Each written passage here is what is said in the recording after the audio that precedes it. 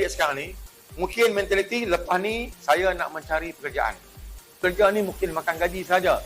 Tetapi apa yang kita nak lahirkan ialah rakyat kita, bangsa kita yang memegang tampuk dalam perusahaan-perusahaan. Yang kedua adalah job creator, mencipta pekerjaan. Pentingnya dia akan jadi usahawan. Tidak boleh tidak. Maksudnya 100% yang masuk diploma teknologi usahawan ni bukan jadi pekerja. Anda semua mencipta pekerjaan kepada orang. Kita akan lahir dalam 3-4 tahun along the line tu, kita akan lahirkan mungkin 5 atau 10% ataupun 15% usahawan semiconductor. Sebab usahawan dia ni, dia kena ada keberanian.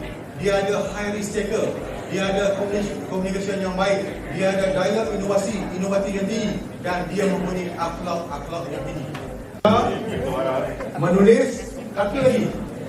Agak. Ni, ini soal.